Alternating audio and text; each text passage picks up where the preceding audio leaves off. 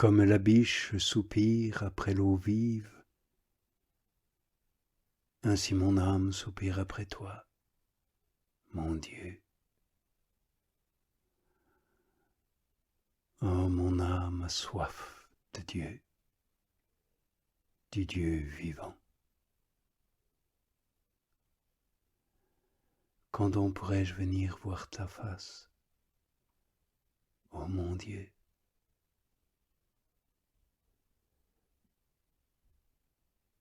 Jour et nuit, mes larmes me servent de pain, tandis qu'on me dit sans cesse, où est ton Dieu?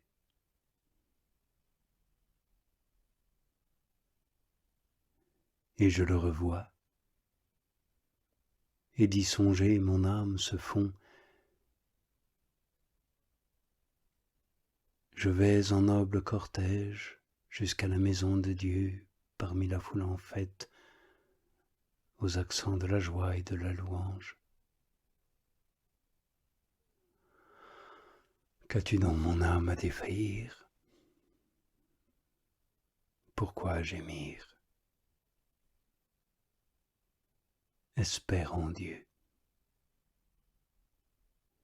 Oui, de nouveau je le célébrerai, le salut de ma face. Toi, mon Dieu. Oui, c'est toi, mon Dieu. Et dès l'aube je te désire, et mon âme a soif de toi, et ma chair languit après toi, comme une terre aride, altérée, sans eau.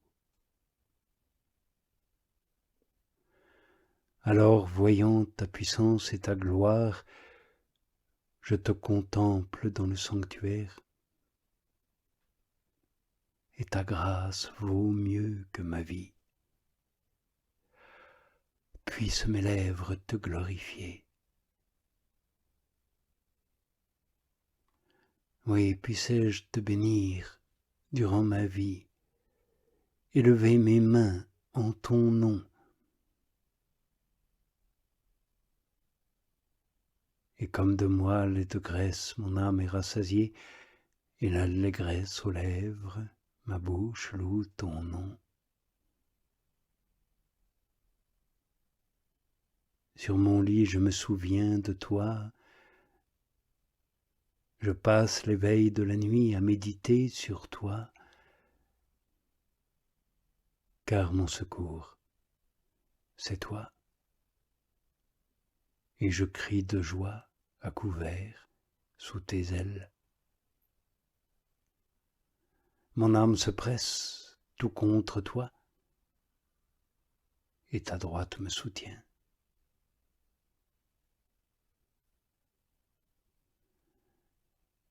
Heureux l'homme qui tire du Seigneur sa confiance et ne se tourne pas vers les superbes et ceux que le mensonge égare.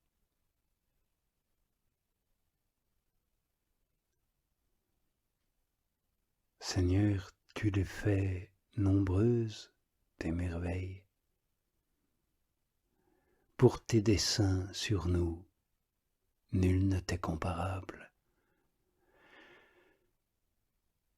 Je voudrais les dire et les redire, mais ils surpassent tous mes mots.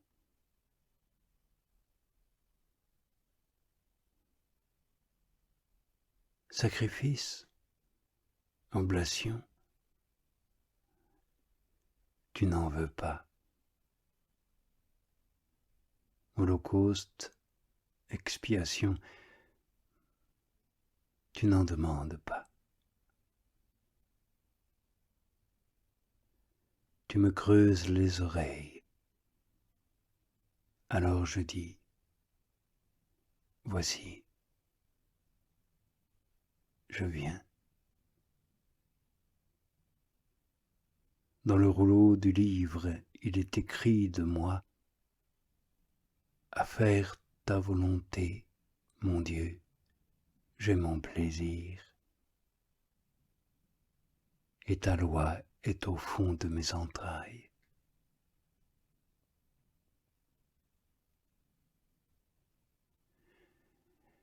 Et Jésus se rend dans sa patrie, et ses disciples le suivent. Arrive le jour du sabbat, et Jésus commence à enseigner dans la synagogue, et la plupart des auditeurs sont frappés d'étonnement et se disent d'où vient qu'à lui soit donnée toute cette sagesse, et que ce soit par ses mains que tous ces fameux miracles se fassent. N'est-il point le fils de l'artisan, le fils de Marie, un frère de Jacques, de José, Judas, Simon, et ses sœurs sont ici, près de nous, n'est-ce pas? Et pour eux, il devient une occasion de chute. Et Jésus leur dit, un prophète n'est méprisé que dans sa patrie, parmi ses proches, et dans sa propre maison.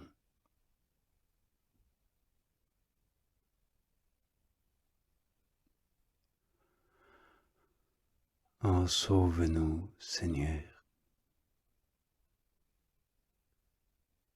Les âmes de prière se font rares. Les fidèles disparaissent parmi les fils d'Adam.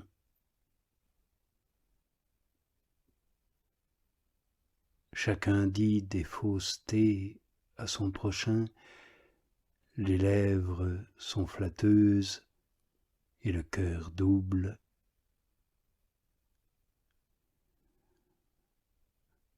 Que le Seigneur retranche toutes les bouches trompeuses, les langues qui philosophent avec arrogance, qui disent « par nos discours nous convaincrons, nos langues nous appartiennent, qui d'autre serait notre maître ?»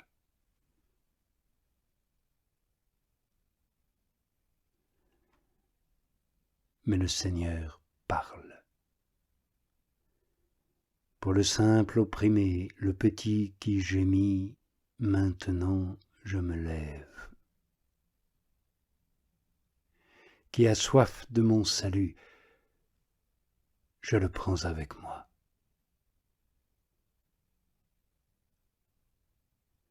Et la parole du Seigneur est limpide, pure comme l'argent d'abord sorti de terre, puis épuré au creuset, et 7 fois purifié.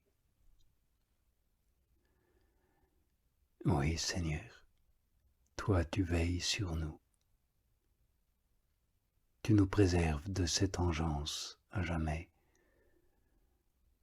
de ces rôdeurs malveillants dont la vilenie empoisonne les fils d'hommes.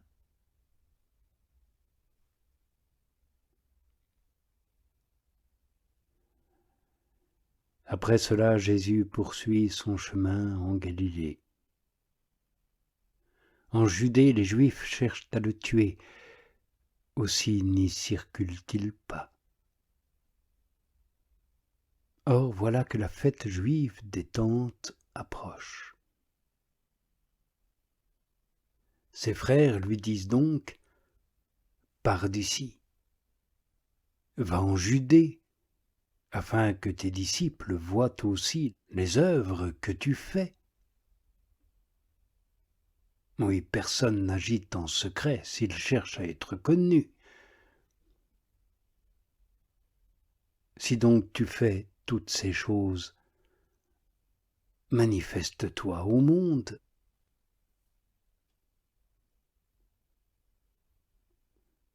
Ainsi ses frères eux-mêmes manifestent qu'ils ne croient pas en lui.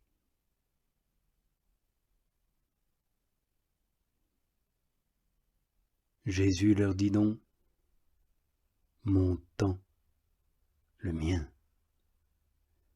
n'est pas encore venu. Mais votre temps est pour vous toujours le meilleur. Le monde ne peut donc vous haïr, mais moi il me hait, parce que je témoigne sur lui que ses œuvres sont mauvaises. Vous montez en Judée à la fête, mais moi, à cette fête, je n'y monte pas, parce que mon temps n'est pas encore accompli.